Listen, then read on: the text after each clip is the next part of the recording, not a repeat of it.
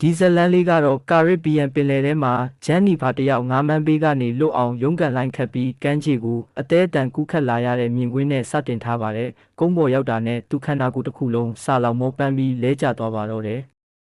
ဒီအဖြစ်အပျက်တွေဟာလွန်ခဲ့တဲ့2 ရက်ကတည်းကစတင်ခဲ့တာပါဂျန်နီဖာသူမရဲ့ခင်မွန်းချက်ကြာနဲ့တငယ်ချင်းတစုဟာအပျော်စီးရွက်လေကြီးတစ်စီးပေါ်တက်ဖို့ကမ်းခြေကိုရောက်လာကြပါတယ်အဲ့ဒီမှာရွက်လေဝန်တန်းမန်နူရယ်ရဲ့ချုံမောလုံးနဲ့ရုပ်ရည်ကြောင့်မိန်းကလေးတွေစိတ်ဝင်စားသွားကြပေမဲ့ခဏကြာတော့မန်နူရယ်ရဲ့ရီးစားဟောင်းမာရီယာရောက်လာပြီးပြဿနာရှာတဲ့အတွက်အခြေအနေကတင်းမာသွားပါတယ်မာရီယာကမထွက်ခွာခင်တေချာစကားပြောချင်ပေမဲ့မန်နူရယ်ကတော့သူမမျက်နှာကိုတောင်နောက်ထပ်မမြင်ချင်တော့ဘူးလို့ညင်းဆန်တဲ့အတွက်မာရီယာကပါးရိုက်လိုက်ပြီးမန်နူရယ်ကလည်းပြန်ထိုးနှက်လိုက်ပါတယ်။ဒါကိုဂျက်ကဝင်ပါဖို့ပြင်ပေမဲ့ဂျန်နီဖာနဲ့တငယ်ချင်းတွေကတားလိုက်ကြပါတယ်။မာရီယာဟာမန်နူရယ်နဲ့ဧည့်သည်တွေကိုချိန်ဆပြီးထွက်ခွာသွားပါတော့တယ်။ညဘက်ရောက်တော့ဂျက်ကစိတ်ကမ်းမှာဖြစ်ခဲ့တဲ့ကိစ္စကိုမန်နူရယ်အားတရော်ပြီးအတူတောက်ဖို့ဖိတ်ခေါ်ပေမဲ့မန်နူရယ်ကညှင်းပယ်လိုက်တဲ့အတွက်ဂျက်ကမန်နူရယ်ကိုရိုင်းဆိုင်တဲ့ကောင်လို့သတ်မှတ်လိုက်ပါတယ်ညစ်စာစားပြီးနောက်ဂျက်နဲ့ဂျန်နီဖာတို့ဇနီးမောင်နှံအခန်းထဲမှာအချစ်ကျန်းနေကြတာကိုဘေးခန်းကမန်နူရဲ့တယောက်အတိုင်းသားကြားနေရပါတယ်ပထမတော့နားပိတ်ထားပေမဲ့နောက်ပိုင်းမှာတော့သူစိတ်ပါလက်ပါနားထောင်မိသွားပါတယ်တစ်ဖက်မှာလည်းရေးစားဟောင်းမာရီယာဟာမန်နူရဲ့ကိုကလဲစားချေဖို့ဖျောင်းရုပ်ထုနဲ့ဘူဒူဝီလီအောက်လန်းနေသုံးပြီးချိန်စာတိုက်နေပါတယ်သူမဟာမန်နူရဲ့နဲ့ရှိခဲ့တဲ့အမတ်တရားတွေကိုတွေးတော်ရင်ဂျက်နဲ့ဂျန်နီဖာတို့ရဲ့ချစ်တင်းတော့တဲ့စွမ်းအင်တွေကိုပါဆုပ်ယူပြီးတာယာမှုကိုရှာဖွေနေပါတယ်။သူမကဖျောင်းရုပ်ကိုထိုးနှက်လိုက်တဲ့အချိန်ရက်လေပေါ်ကမန်နူရဲ့နှာခေါင်းကနေသွေးတွေအလိုအလျောက်ပန်းထွက်လာပါတော့တယ်။နောက်ရက်မှာတော့ဂျက်ကမန်နူရဲ့တောက်เสียလာမချပေးလို့အော်ဟစ်ကျိန်ဆဲနေပါတယ်။မန်နူရဲ့ကခရွဲရွဲပုံစံနဲ့အချိုကြီးလာချပေးတဲ့အတွက်ဂျက်ကကပရင်ရစ်ချက်သေးညဲပြီးရဲအီလွန်စနီစီထက်မန်တိုင်ကြပါတယ်။ကပရင်ရစ်ချက်ကမန်နူရဲ့ကိုတီးတန့်ခေါ်ပြီးဆုံးမရာကနေစကားများကြပြီးအလုတ်ဖြုတ်မယ်လို့ချိန်ချောက်တဲ့အခါမန်နူရဲကအလုတ်ထွက်မယ်နောက်စိတ်ကမ်းမှာပဲခြံထားခဲ့ပါလို့ပြန်ပြောပါတယ်အမျက်တော်သက်ထွက်နေတဲ့မန်နူရဲဟာလက်တော့ပူဝါကိုလွင့်ပစ်ပြီးမိဖို့ချောင်းထဲကထွက်သွားရမှာအဲ့ဒီပူဝါကမိဖို့ပေါ်ကြ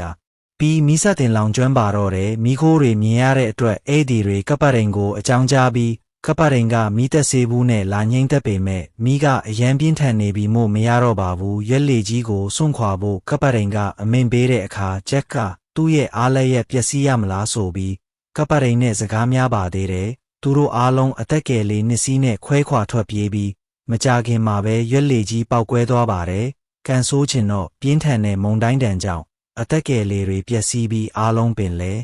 ထဲမျောပါကုန်ပါတယ်ဂျန်နီဖာတယောက်တည်းကျွန်းတကျွန်းပေါ်တတိယလဲလာပြီးဘာလို့ရမှန်းမသိဖြစ်နေတော့ရေထဲမှာမျောနေတဲ့ကပ်ပရင်ရစ်ချက်ရဲ့ရုပ်အလောင်းကိုတွေးလို့ကုန်းပေါ်ဆွဲတင်ကရဲအသက်ကယ်နေလှုပ်ပေးပေမဲ့ကပ်ပရင်ရဲ့ပါးဆက်ကသွေးတွေထွက်လာလို့လန့်သွားပါတယ်အဲ့ဒီအချိန်မှာပဲမန်နူရဲ့ရောက်လာပြီးကူညီပေးပေမဲ့ကပ်ပရင်ကတေဆုံးသွားပါပြီးညဘက်မိုးရွာတော့သူတို့နှစ်ယောက်လေပြက်အောက်မှာခိုလုံကြပြီးချမ်းနေတဲ့ဂျန်နီဖာကိုမန်နူရဲက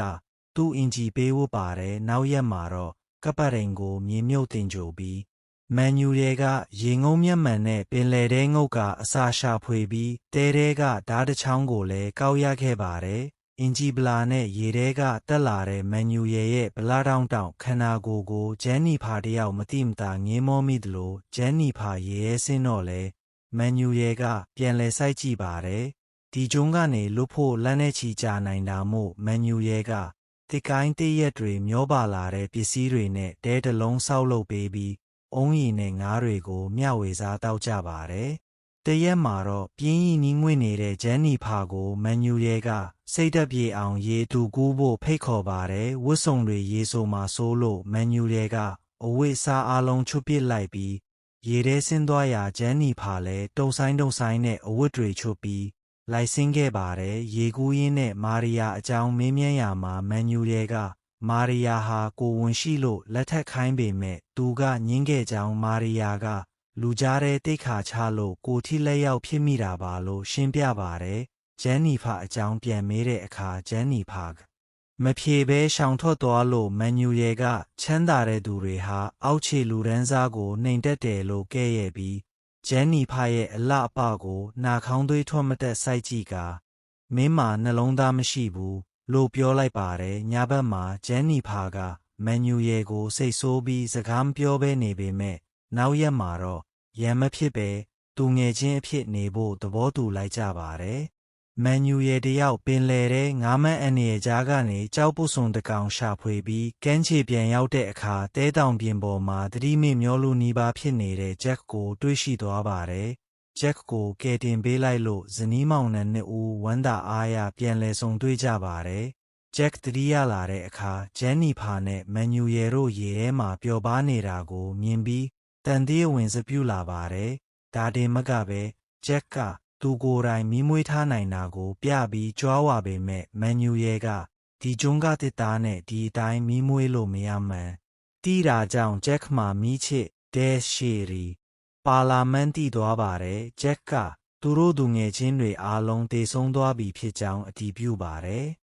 ဂျက်ဟာမန်နျူရဲရဲ့ဓာတ်ကိုပါတောင်းယူခြင်းပေမဲ့မန်နျူရဲကမပေးဘဲသူကိုယ်တိုင်ပဲငါးလီပေးပါတယ်ဂျက်ကဂျန်နီဖာကိုမန်နျူရဲနဲ့ဘာတွေဖြစ်ခဲ့လဲလို့စစ်မေးတဲ့အတွက်ဂျန်နီဖာစိတ်ဆိုးပြီးရေကူးထွက်သွားပါတယ်နောက်ပိုင်းမှာတော့ဂျက်ကစိတ်မကောင်းဖြစ်ပြီးပြန်နှောင်းပန်ပါတယ်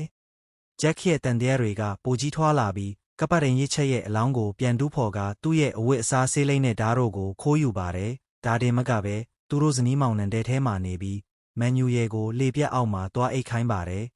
တရက်မှာတော့ဂျက်ကမန်နျူရဲရဲ့ရေငုံမျက်မှန်ကိုခိုးပြီးငါးသွားဖမ်းတာကိုမန်နျူရဲတိသွားပြီးလန်နဲ့လိုက်တက်ဖို့ပြင်ပါတယ်အဲ့ဒီအချိန်မှာဂျန်နီဖာကမန်နျူရဲအပေါ်ခုစီးပြီးတားဆီးရာကနေမန်နျူရဲကဂျန်နီဖာကိုအဓမ္မပြုခြင်းဖို့စ조사ပါတယ်ပထမတော့ညှင်းဆန်ပေမဲ့နောက်ပိုင်းမှာတော့ဂျန်နီဖာကိုယ်တိုင်တာယာသွားပြီးမန်နျူရဲနဲ့အတူကာမစည်းစိမ်ခံစားလိုက်ကြပါတယ်ဂျက်ပြန်လာတဲ့အခါဂျန်နီဖာရဲ့အပြုတ်မှုတွေကြောင့်မန်နျူရဲနဲ့အိတ်ခဲမန်းတိသွားပြီးဂျန်နီဖာကိုစံပင်ကနေဆွဲကာမန်နျူရဲရဲ့ဒဲစီကိုလွင့်ပစ်လိုက်ပြီးဒီကောင်နဲ့ပဲအတူနေတော့လို့နှင်ထုတ်လိုက်ပါတယ်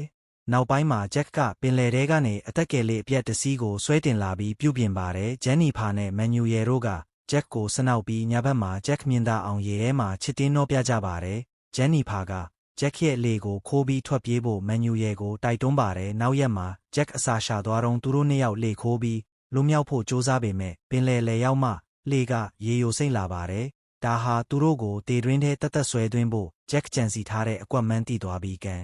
အချေကိုအသက်လူကူးခတ်ပြန်လာရပါတယ်ကန်းချေရောက်တော့ဂျက်ကလန်နဲ့စောင့်ကြိုနေပြီးမန်နျူရဲရဲ့ကြောပြင်ကိုလန်နဲ့ထိုးဆိုင်လိုက်ပါတယ်မန်နျူရဲဒဏ်ရာနဲ့ထွက်ပြေးသွားပြီးညဘက်မှာတော့ဂျက်ကဂျန်နီဖာကိုကျိုးတို့ကနှိပ်စက်ဖို့ပြင်နေတော့မန်နျူရဲကနောက်ကနေပြန်လဲတိုက်ခိုက်ပါတယ်အဲ့ဒီအချိန်ဂျန်နီဖာကကျိုးကိုပါးစက်နဲ့ကိုက်ဖြတ်ပြီးလွမြောက်လာကဂျက်ကိုမီးပုံထဲတွန်းချပြီးမန်နျူရဲနဲ့အတူထွက်ပြေးကြပါတယ်